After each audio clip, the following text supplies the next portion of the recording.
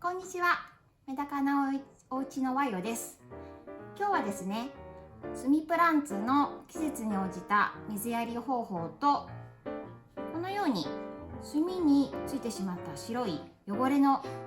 取り方、お掃除の仕方の2点を紹介しようと思います。ぜひゆっくりご覧ください。スミプランツは初めに植え付けて数日経ったものなんですけど、こちらまだ綺麗なままの炭ですね。あと何日かして水やりを繰り返すと、このように表面に白い粉のようなものがついてます。これは皆さんカビと誤解してしまうんですけど、カビではなくて、臭くもないしカビではなくて、これは水に含まれるマグネシウムやカルシウムのミネラル成分が表面にこんな風に結晶化して出てきたものなんです。お掃除の方法として、あとちょっと実例に、あとお水があるところでちょっとお掃除の仕方を紹介しますね。お水やり方法なんですけど、通常と植物を育てるものと同じなんですけど、しっかり乾いてから、炭が乾いてからお水をあげるのが基本です。このようにメダカ水槽ではお水が好きなものを常に、これはねシルクジャスミンですね、常につけている状態のものもあるんですけど、やっぱり時々は水から出してあげてしっかり乾燥させることが大事なポイントです。やっぱり根腐れが一番怖いのでね、時々新鮮な空気を根にいっぱい届けてあげることが、植物のこのようなピンと張った葉っぱの状態を保つことができます。基本お水はこのように、いっぱい炭がプランツが並んでるんですけど、お水を入れますね。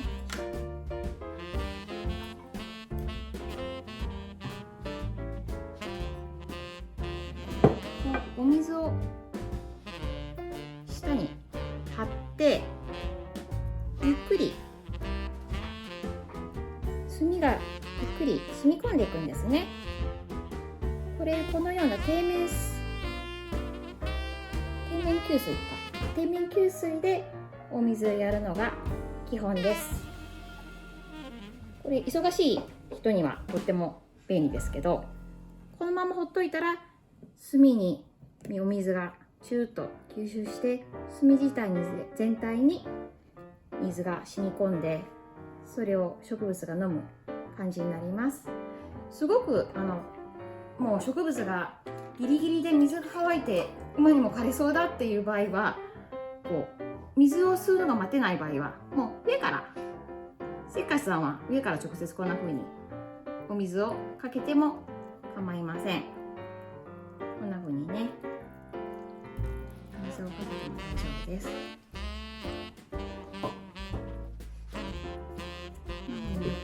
く水を飲みますね。あと、こういうしっかりお水飲んだ後は、やっぱりしっかり乾かすことが大事なので、水をよく飲んだら、あとはこのように、こちらの方ですね、こういうお皿の上にしっかり水を含んだら乗せて、机の上とかで楽しみます。お水をあげる目安として、次回ですね、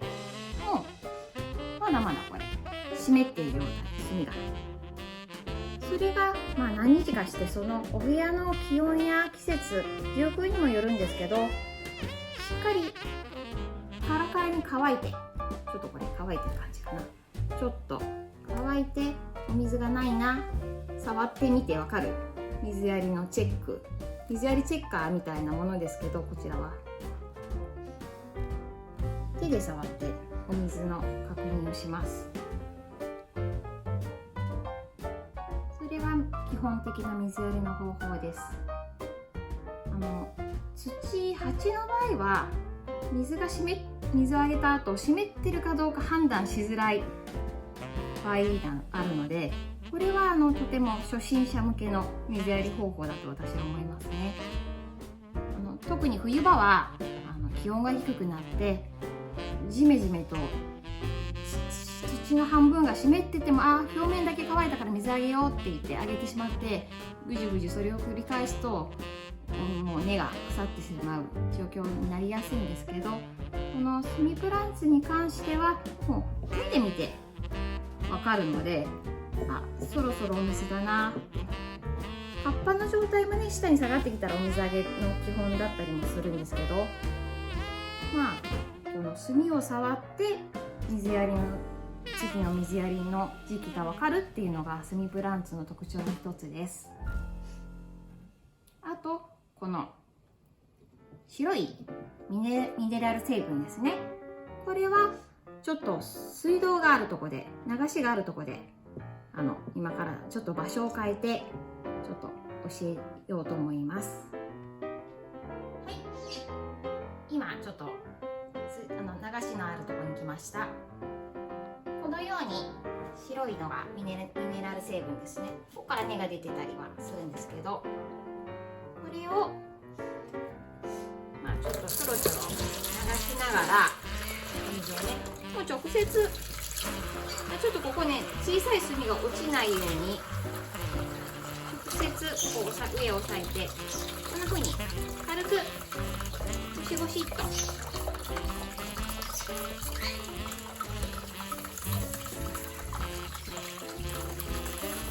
流していきますね。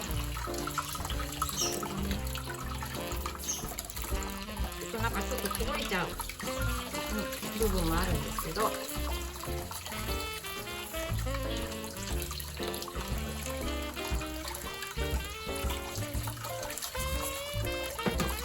んな風にきれいになりますね。あとついでに葉水、葉っぱに肌にがつかないようにしたり、これがねこうかぶってたりするから、もう直接もう丸ごと洗いができちゃうんですね。これ鉢に浮いてたらできないことです。もう綺麗好きさんにはちょっとたまらない感じの、もう丸ごと洗いのできるスミプランツもちょっとおすすめの一つなんです。ほらピカピカですね。やっぱりこうお水によって成分が違うので、ご家庭のお水、うちこれ井戸水なんですけど、やっぱりこう何かしらマグネシウムとかカルシウムが井戸水だからカルキはないんですけど、やっぱり何かしらこう成分が出たりメダカ水槽につけたりよくするので、その中のいろんな物質が吸着して白い汚れとして表面に出てくる場合があるんですね。いつもはスプレーでシュシュってやるんですけど、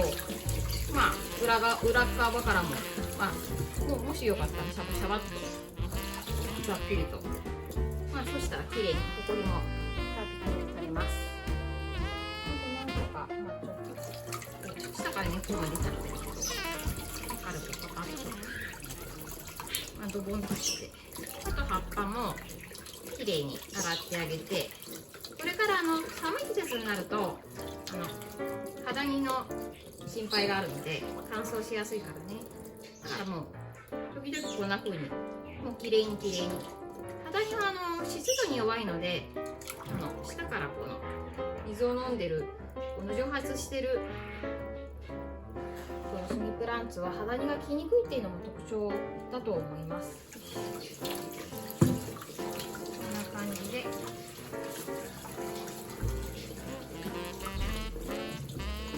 綺麗になりました。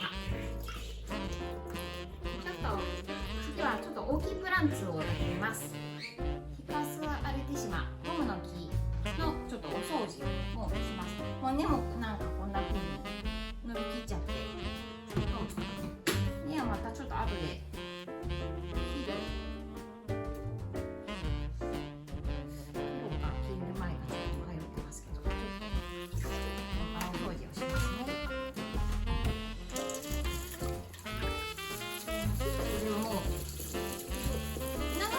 こうスミプランツにしてちょっとボロボロと炭が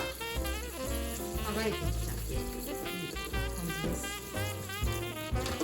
まあドボンとちょっと水をギリギリまで切らしてたので、こんな風に水やりも兼ねながら根は残しておきます。また次回ちょっと根を切る感じの動画を流します。今日はちょっと洗うだけで。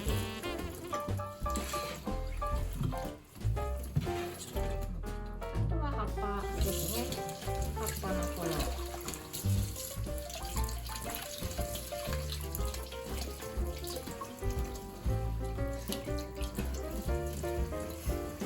裏も洗いたいな。